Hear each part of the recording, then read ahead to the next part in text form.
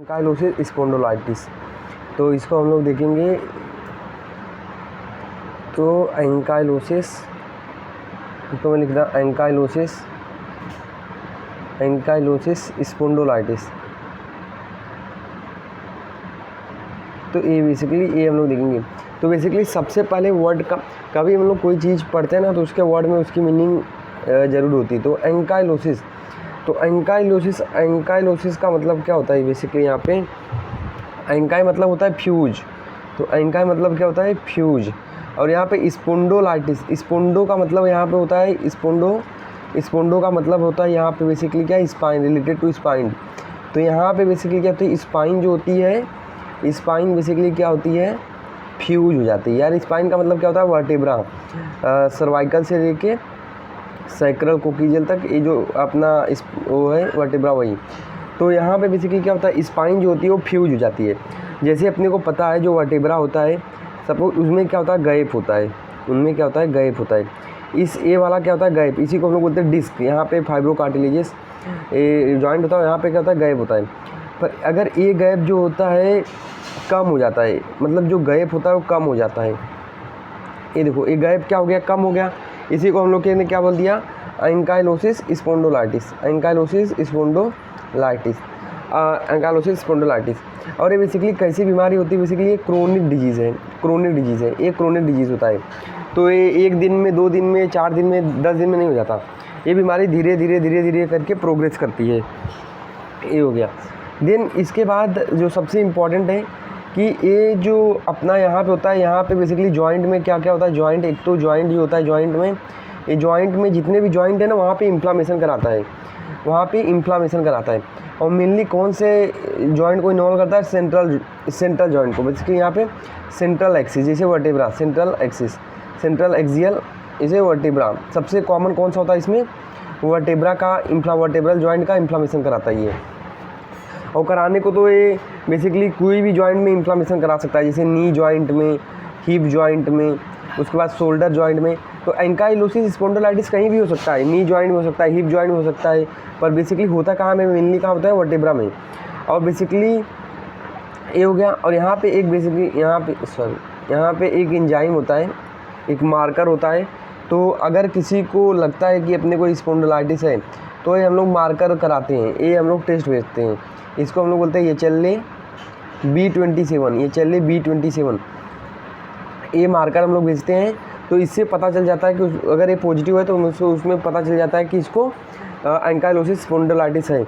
तो बेसिकली इस सबसे पहले जो जॉइंट को इन्वॉल्व करता है ना, सबसे पहला जॉइंट को इन्वॉल्व करता है सैक्रोइलियक जॉइंट को इन्वॉल्व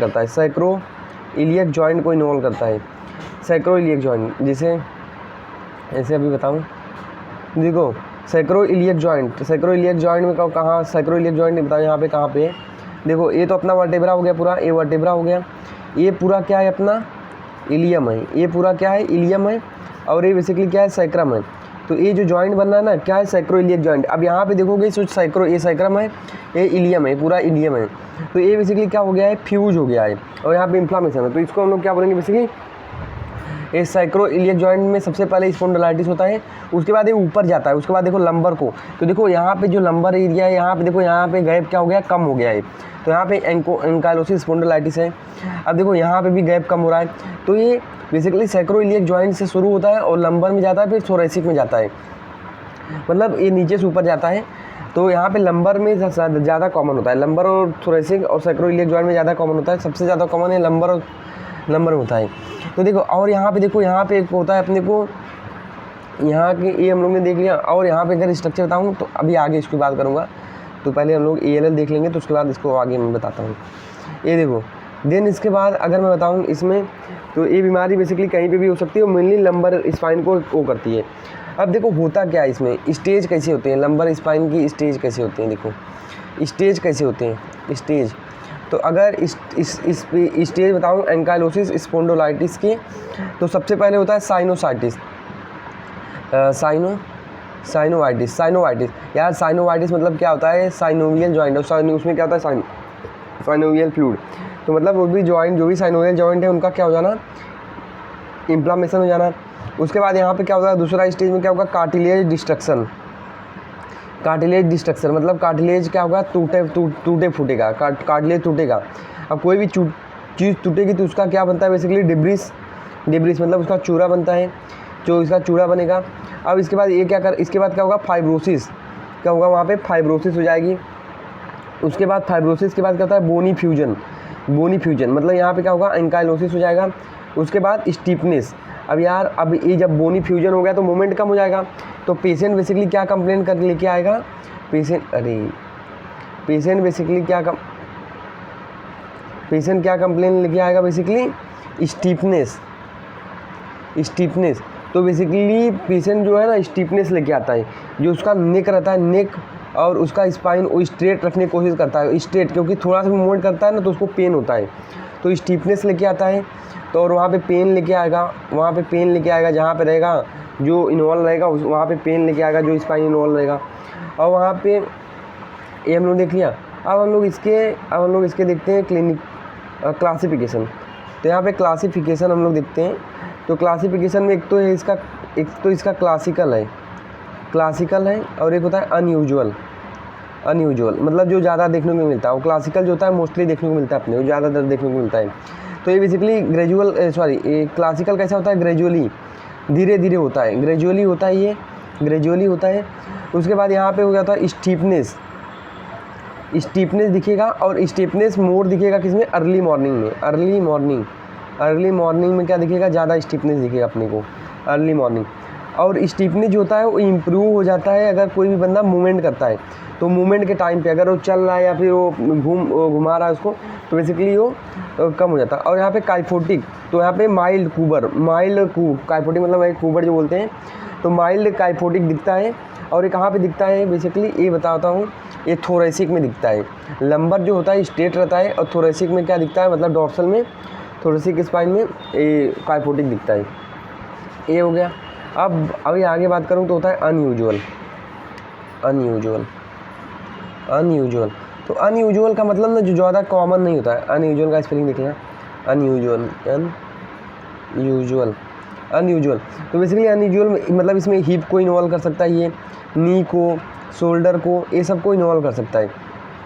और क्योंकि इसमें मार्कर सेम होते हैं ना, ये चल B27 ये हो गया। तो और ये दूसरी बीमारी भी देता है, ये चल B27 दूसरी बीमारी भी कराता है, जैसे IBD हो गया, इन्फ्लामेटरी बाउल डिजीज, जैसे क्रोन डिजीज और अल्सरेटिव कोलाइटिस ये हो गया। या फिर बेसिकली आयराइटिस जो कि आई में आयरिस होता है उसका इन्फ्लामेशन, तो ये सब बीमारी भी ये कराता है ऐसा करके।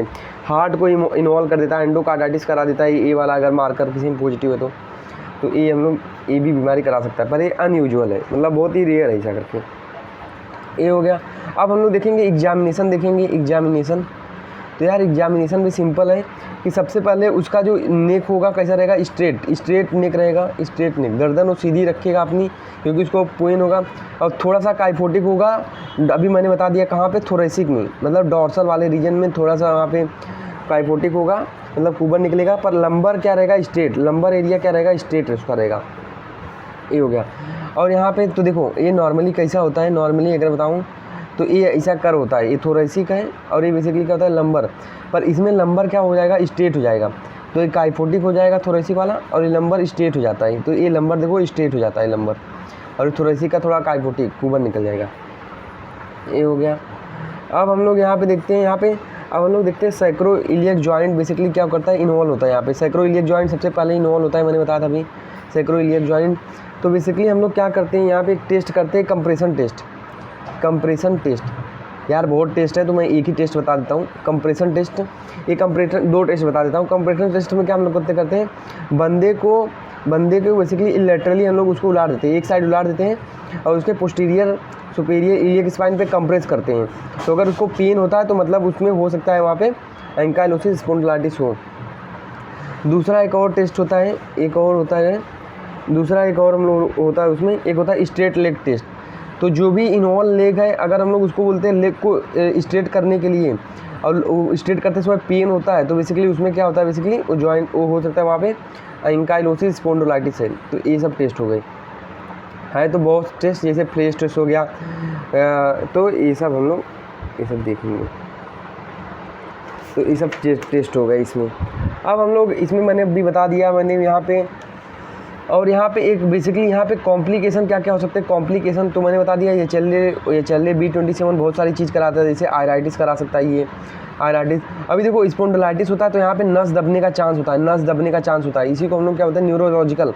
तो न्यूरोलॉजिकल सिम्टम आते हैं यहाँ पे। ये हो गया बेसिकली, ये हो गया। कार्डियोवास्कुलर सिस्टम भी इन्वॉल्वमेंट कर सकता है ये, अगर क्योंकि ये चल B27 और क्या क्या करा सकते हैं हम लोग ये देखते हैं। कॉम्प्लिकेशन नहीं है, कॉम्प्लिकेशन नहीं है, ये हम लोग देखते हैं। ये चले B27 और क्या करा सकते हैं। एक तो न्यूरोलॉजिकल मतलब नर्व बैठ सकती है, और यहाँ पे आयराइटिस मतलब आई में विजुअल डिस्टर्बेंस हो सकता है, डिसकलरेशन हो सकता है वहाँ पे। और वहाँ पे क्या पल्मोनरी फंक्शन डिक्रीज हो सकता है वहाँ पे। और वहाँ पे पल्मोनरी फंक्शन डिक्रीज क्यों होता है, क्योंकि वहाँ पे चेस्ट वॉल एक्सपांसन जो होता है, चेस्ट वॉल एक्सपांसन कम हो जाता है।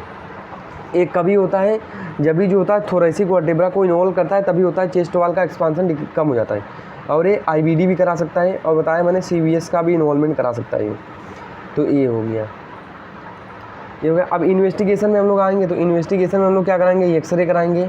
एक्सरे तो हम लोग को वहाँ पे फ्यूजन मिलेगा, तो एक्सरे इसमें हम लोग एक्सरे ओवरऑल स्पाइन करा लेंगे, और एक्सरे अपना पेल्विक का करा देंगे, SI जॉइंट का, SI जॉइंट का। और एक्सरे हम लोग को किसका कराने का, लंबर स्पाइन, और एक्सरे थोरेसिक या फिर डोर्सल स्पाइन। तो ये हम लोग को, या फिर एक्सरे होल स्पाइन भी अपन करा सकते हैं। ये हो गया।